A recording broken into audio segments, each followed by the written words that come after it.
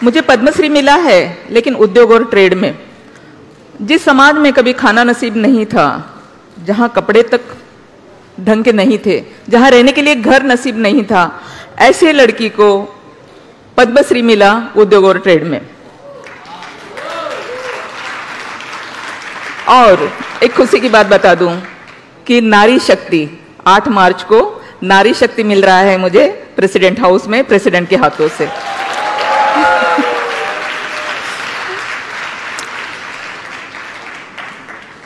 तो ये सारा करते हुए जो संघर्ष मैंने किया, मिला तो सब कुछ है, लेकिन कैसे, कितना संघर्ष करना पड़ा मुझे इन सारी बातों के लिए। मैं कमानी ट्यूब्स लिमिटेड की चेयरमैन हूं आज, जहां मैं कुछ भी नहीं थी, जीरो भी नहीं थी, लेकिन आज एक ऐतिहासिक कंपनी की चेयरमैन हूं। ये सब करते हुए मेरा जो सफर है, मैं एक छोटे से गांव से आई थी, एक छोटा सा गांव, जिस गांव में सिर्फ एक रास्ता था चलने के लिए, मतलब मार्केट जाओ तो वही एक रास्ता है, स्कूल जाओ तो भी एक वही रास्ता है, मतलब वही एक रास्ते पे सारा कुछ खत्म हो रहा है। लेकिन आज मुंबई जैसे शहर में मेरी कंपनी के नाम से 2 रोड है, रामजी भाई कमानी, कुर्ला कमानी। तो मेरा एजुकेशन तक नहीं हो सका ढंग से, मैं बहुत पढ़ लिख कर आगे बढ़ना चाहती थी, लेकिन छोटी सी उम्र में शादी कर दी गई, शादी भी सक्सेस नहीं हुई। उसके बाद घर वापस बाबा लेकर गए, लेकिन वहां जाने के बाद लोगों को ये बात भी पसंद नहीं आई कि एक बेटी जो ससुराल गई थी वो वापस मैके कैसे आ सकती है, क्योंकि ये तो हमारी परंपरा है ही नहीं ना। ससुराल में चाहे वो लड़की मर जाए कोई बात नहीं है, लेकिन वो वापस नहीं आ सकती, क्योंकि उसको समाज ठीक नहीं समझता। और फिर समाज जिस नज़र से, अंदाज से मुझे देखना शुरू किया, तो मुझे इतना बुरा लग रहा था कि मेरी वजह से मेरे माँ बाप को बहुत कुछ सुनना पड़ रहा है। मैं बोझ बन चुकी हूँ धरती के ऊपर, क्योंकि ना तो मेरे पास एजुकेशन है, मैं नौकरी नहीं कर सकती, ना ही मैं ससुराल में, अच्छा है मेरा ससुराल जिसमें मैं संसार कर सकती हूँ। तो फिर मुझे क्या करना चाहिए? तो मुझे ऐसे लगा मुझे मर जाना चाहिए, और मैंने पॉइजन पी लिया। पॉइजन पीने के बाद भी मैं मर नहीं सकी, मुझे बचा लिया गया। लेकिन बचने के बाद जो लोग मुझे देखने के लिए आ रहे थे, वो ये कह रहे थे कि ये लड़की, तूने ये क्या कर दिया? अगर तू मर गई होती तो लोगों ने क्या कहा होता? लोग तो यही कहते ना कि महादेव की बेटी ने जरूर ऐसा कुछ काम किया होगा जिसकी वजह से इसे मरना पड़ा। तो ये बात जो है वो मेरे दिल की गहराई तक पहुंची कि ये क्या है, लोग न जीने देते हैं न मरने देते हैं। जीना बहुत मुश्किल था, इसलिए मरने का रास्ता चुना था, लेकिन मरने भी नहीं देते, तो अब क्या करें? तब फिर मैंने सोच लिया कि मैं कुछ करके दिखाऊंगी, इसी दुनिया को कुछ करके दिखाऊंगी। लेकिन क्या करूं, कहाँ जाऊं? कुछ रास्ता नहीं था मेरे पास, क्योंकि मैं एक छोटे से गांव में रहने वाली, और उस जमाने में इतना सारा कुछ था भी नहीं जिस तरह से आज के ज़माने में बहुत कुछ सीखने के लिए है, मेरे ज़माने में नहीं था। वहाँ तो ऐसा था ना कि घर से बाहर लड़की अगर जाती भी है तो कहाँ जा रही, क्यों जा रही, किससे बात कर रही है, इस तरह से था। उस सारे ऐसे हालातों में अपना रास्ता चुनना यकीनन बहुत ही मुश्किल था, लेकिन फिर भी मैंने किसी की परवाह नहीं की, क्योंकि परवाह अगर करती तो शायद मैं कुछ कर ही नहीं पाती। और मैं चलती रही, रास्ता मिलता गया। सिलाई सीखी, सिलाई के तौर पर मैंने नौकरी की, नौकरी जो 2 रुपये रोज से और 60 रुपये महीने से मैंने स्टार्टिंग की। उसके बाद मैंने उसी से अपना रास्ता चुना। लेकिन कुछ ही दिनों में मेरे बाबा की नौकरी जाती रही, मेरी बहन दवा के खातिर मर गई, और फिर तब मुझे पता चला कि पैसा कितना इम्पोर्टेंट है, क्योंकि अगर पैसा नहीं होगा तो हमारे अपने भी हमें छोड़कर जा सकते हैं और हम उनका ट्रीटमेंट तक के नहीं कर पाते। तो फिर पैसा कमाना चाहिए, और फिर मैंने अपना संघर्ष शुरू किया। कहाँ से आएगा, कैसे आएगा, कहाँ जाऊँ मैं, सोचती रही। और फिर पता चला कि सरकार की कुछ स्कीम है जिसमें से हम लोन ले सकते हैं और कुछ कर सकते हैं, और मैंने 50,000 का लोन लिया। 50,000 के लोन में मैंने बुटीक के लिए लिया था कि मैं अपना बुटीक शुरू करूंगी, लेकिन बुटीक के साथ साथ मैंने फर्नीचर का भी शुरू किया। लेकिन इसी के साथ साथ मैंने ये भी देखा कि मेरा बहुत सारा यूथ जो है वो बिना नौकरी के ऐसे ही भटक रहा है, उनके पास नौकरी नहीं है, सरकार के पास देने के लिए सबको नौकरी नहीं है, तो क्या करना चाहिए? तो जिस रास्ते से मुझे लोन मिला, जिस रास्ते पे मैं चली, उस रास्ते पे मेरे यूथ को भी ले जाऊंगी, ताकि इन लोगों को भी मतलब इनकी रोजी रोटी चलती रहेगी। और मैंने एक संगठन बनाई, सुशिक्षित बेरोजगार युवक संगठन, और उस संगठन के द्वारा बहुत सारे बच्चों को मैंने लोन लेके दिया। गेट टुगेदर हम लोग एक साथ करते थे। बैंक के जो मैनेजर है वो स्कीम के जो भी ऑफिसर्स है वो, और इस तरह से बच्चे लोगों को बुला के एक ही प्लेटफॉर्म उनको मिलता था और वो अपने स्कीम के बारे में बताते थे। जो स्कीम उनको यूथ को अच्छी लगती थी उसी हिसाब से लोन लिया जाता था और वो लोगों का भी काम होता था। तो इसी तरह से एक तरह से मेरा सोशल काम चल रहा था, दूसरी तरह मेरा बिजनेस भी अच्छे से चल रहा था। यही करते करते लोगों के बीच मेरे लिए बहुत अच्छी भावनाएं होने लगी कि ये जो लेडी है ये बहुत अच्छा काम करती है, और मेरे पास जो भी लोगों की तकलीफें होती थी वो मेरे पास आते थे। तो इसी तरह से मेरे पास एक प्लॉट आया और वो प्लॉट में काफ़ी सारे लिटिगेशन थे, वो लिटिगेशन मैंने दूर किए, और वहाँ पर जब बिल्डिंग बनाने की बात आई तो 99 की ये बात है, 95 में मैंने प्लॉट लिया था, 95 से लेकर 99 में मैंने उसको क्लियर किया। लेकिन हमारे पुरुष प्रधान देश में एक महिला, वो भी बिल्डर बने, ये हजम तो नहीं होगा ना। ऊपर से मैं बुद्धिस्ट हूँ, एक बुद्धिस्ट, ऊपर से महिला, और ये बिल्डर बनेगी, क्योंकि बिल्डर तो सिर्फ पुरुष बन सकते हैं, महिला कैसे बन सकती है। और फिर मेरे नाम की सुपारी तक की दी गई, सुपारी दी गई। लेकिन मेरी नसीब अच्छी थी कि जहाँ पे ये मीटिंग चल रही थी वहाँ से एक आदमी मुझे आकर बताया उसने कि मैडम आप अपने गाँव चले जाइए क्योंकि आपको आपकी सुपारी दी गई है। तो यहाँ बहुत सारी महिलाएं बैठी हुई है, मैं उनसे पूछना चाहूँगी कि अगर आपको कभी पता चला कि आपको कोई मारने वाला है तो मुझे बताइए आप क्या करने वाले हो, क्या करने वाले हो बताइए।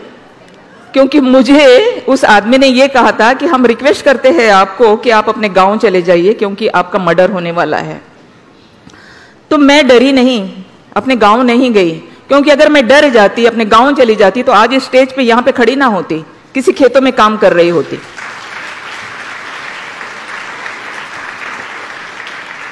तो मैं उस वक्त के पुलिस ऑफिसर जो थे, मैं कल्याण में रहती थी, थाना में जो पुलिस कमिश्नर थे वहाँ भुजंगराव मोहिते जिनका नाम था, 99 की बात है, और मैं उनके पास गई और उनको मैंने बताया कि इस तरह की मुझे मारने की सुपारी दी गई है साहब। उन्होंने कहा ये कैसे मुमकिन है। मैंने कहा भाई साहब आप पुलिस है, आप ढूंढ लीजिए क्या हो गया, लेकिन ये बात सच है, मुझे पता चली इसीलिए आपको बताई। पुलिस ने देखा, कार्रवाई की, लोग पकड़े गए। लेकिन उन्होंने मुझे एक सलाह दी कि आप एक काम कीजिए, अभी आप बिजनेस में आ ही गए हो और आपको अभी पता चला है, लेकिन नेक्स्ट टाइम हो सकता है कि पता ना चले, तो आप क्यों नहीं अपने लिए सिक्योरिटी ले लेती हो। तो मैंने कहा साहब सिक्योरिटी लेकर कहाँ लेकर घूमूंगी मैं, मुझे सिक्योरिटी नहीं चाहिए, देना हो अगर तो मुझे रिवॉल्वर लाइसेंस दे दीजिएगा।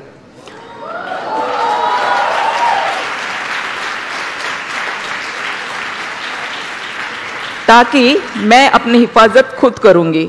और आपको यकीन नहीं आएगा, शायद भारत की मैं पहली महिला होंगी कि 11 बजे मैं साहब के ऑफिस में गई थी थाना कमिश्नर के पास, और शाम को 6 बजे मुझे लाइसेंस मिला, एक ही दिन में। तो उसके बाद बहुत सारे ऐसे क्योंकि मेरा काम तो इसी तरह से था, मैं आगे बढ़ती रही और कई बार ऐसे होता रहा, लोग कहते रहे कि बस आप इस तरह से काम कर रहे हो, कहीं ना कहीं आपको कोई मार डालेगा। मैंने कहा कि मेरा रिवॉल्वर है मेरे पास, उसमें 6 गोली है, जब तक 6 गोली है तब तक कोई माई का लाल मुझे मार नहीं सकता। तो मैं इस तरह से काफी संघर्ष से मैं आगे बढ़ी हूँ, और मेरे पास से डर नाम की कोई चीज नहीं है। मैं आप सबको भी ये कहूंगी कि डर जिसके पास में है वो आगे बढ़ ही नहीं सकता, क्योंकि हमारे पास होता है ना छोटा छोटा डर कि अगर मैं ये करूं तो क्या होगा, अगर मैं वो करूं तो क्या होगा, अगर मैं वहां जाऊं तो क्या होगा। इस तरह का जो डर मानसिकता दिमाग में होती है तो इंसान डर जाता है, आगे नहीं बढ़ता। इसलिए डर को निकाल दीजिए, अपने आत्मविश्वास को जगाइए, आप भी बहुत कुछ कर सकते हो। और मैं इसी तरह से कमानी ट्यूब्स लिमिटेड जैसी बहुत बड़ी कंपनी, जो ऐतिहासिक कंपनी है, जिसको नेहरू गांधी का वारसा लगा हुआ है, ऐसी कंपनी, और ऐसे कंपनी के कामगार मेरे पास आए और उन्होंने कहा कि ये कंपनी आप मैडम टेक ओवर कर लीजिए। अब आप देख लीजिए कि मैं एक देहात से आई हुई लड़की, जिसके पास ढंग का एजुकेशन तक नहीं है, जिसने कोई MBA नहीं किया है, जिसके पास कुछ भी नहीं है तो सिर्फ हिम्मत, काम करने की बहुत सारी हिम्मत, ना तो कोई डर, ना तो कोई, और पूरी ईमानदारी और सच्चाई के साथ में अपना काम करना है, काम को अपना 100% देना है, तो यकीनन रास्ता अपने को मिलना ही है, मंजिल अपने को मिलना ही है। और मैंने उस कंपनी को टेक ओवर करने की कोशिश की, मैं वहां गई। मैंने वहां जाने के बाद में 116 करोड़ का कर्जा था, 140 लिटिगेशन के केसेस थे और 2 बड़ी यूनियन थी उस कंपनी के अंदर। कंपनी सिक हो चुकी थी। 87 में सुप्रीम कोर्ट में पहली बार वर्कर्स को चलाने के लिए कंपनी दी थी। 87 में देने के बाद में 97 तक वर्कर्स ने किसी तरह से मतलब कंपनी को चलाया। लेकिन उस वक्त बैंकों ने आगे बढ़ बढ़ के बहुत सारे पैसे हमारे वर्कर्स को दिए कि भाई चलो वर्कर्स से कंपनी चलाएंगे, देश में नई क्रांति आई है। क्योंकि ये पहली ऐसी कंपनी है जिस देश में सिका एक्ट तैयार हुआ इस कंपनी की वजह से। पहली ऐसी कंपनी जिसकी वजह से मालिक को बाजू में करके वर्कर्स को मालिक बनाया गया। लेकिन वर्कर है, नहीं वो चला सके कंपनी को। तो 97 में जब कंपनी फिर से लिक्विडेशन में, 3 कंपनियां थी कुरला में, कमानी इंजीनियरिंग, कमानी मेटल्स और कमानी ट्यूब्स, 2 कंपनियां ऑलरेडी लिक्विडेशन में जा चुकी थी और कमानी ट्यूब्स को मैंने बचा लिया। अब ये कमानी ट्यूब्स को बचाने के पीछे 116 करोड़ रुपए का कर्जा है। ये कैसे हुआ? मैं 2000 में वहां गई थी। 2000 से लेकर 2006 तक मैंने काफी स्टडी की उसके अंदर कि क्यों 116 करोड़ का कर्जा है। तो पता ये चला कि मतलब अगर किसी बैंक ने 5 करोड़ दिया है तो उसका 25 करोड़ हो गया, किसी बैंक ने 4 दिया, मतलब इस तरह से इंटरेस्ट और पेनल्टी की वजह से इतना सारा लायबिलिटी उसके ऊपर बढ़ गई। तो ये लायबिलिटी कैसे कम हो सकती है? अगर मैं किसी बैंक के चेयरमैन के पास जाऊं तो शायद ना हो सके। तो मैं उस वक्त के जो फाइनेंस मिनिस्टर बैंकिंग थे उसके पास गई और उनको मैंने रिक्वेस्ट की कि देखिए साहब, ये सुप्रीम कोर्ट का बेबी है और ये भी लिक्विडेशन में जा रही है, 2 कंपनियां ऑलरेडी जा चुकी है और मैं इसे बचाना चाहती हूँ क्योंकि इसके वर्कर जो है ये मेरे पास आए थे और आज वो भूखे मर रहे हैं, तो मैं उनके खातिर ये काम करना चाहती हूँ। तो वैसे भी लिक्विडेशन में अगर चली जाती है तो किसी को कुछ भी नहीं मिलना है, लेकिन अगर आप इंटरेस्ट और पेनल्टी अगर माफ कर देते हैं तो कम से कम प्रिंसिपल तो सबको मिल जाएगा। तो उन्होंने बैंकों से बात की, करीबन 4-5 बैंकों के सारी लायबिलिटी थी और बैंकों के चेयरमैन से फोन आया। आईडीबीआई हमारी ऑपरेटिंग एजेंसी थी, उन्होंने मुझे कॉल किया, ओटीएस हो गया बैंकों के साथ में। और मैं आपको बताऊं कि कहाँ पेनल्टी और इंटरेस्ट तो सारा माफ कर ही दिया, लेकिन जो प्रिंसिपल था उसमें से भी 25% मुझे माफ कर दिया गया।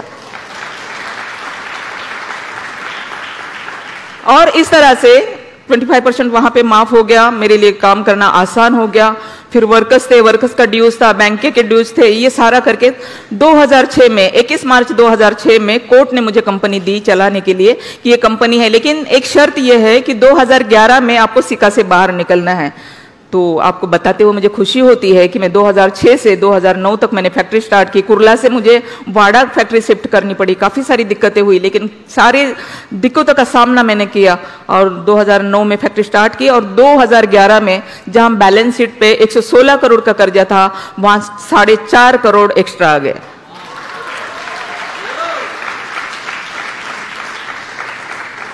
तो इस तरह से मेरा संघर्ष रहा और बहुत सारा है बताने के लिए, लेकिन वक्त हमारे पास कम है, इसलिए बहुत कम में ही बात करेंगे। तो 2011 में मैं सिका से बाहर आ गई, इसीलिए सरकार ने मुझे 2013 में पद्मश्री से नवाजा और आज दुनिया भर के अवार्ड्स मुझे मिलते हैं, दुनिया भर के। एक महीने में 5-5 अवार्ड्स, आप यकीन नहीं करोगे। मैं अभी लंदन से परसों आई हूँ, 27 तारीख को मुझे लंदन में वहाँ के पार्लियामेंट में भी मुझे अवार्ड्स मिला। तो इस तरह से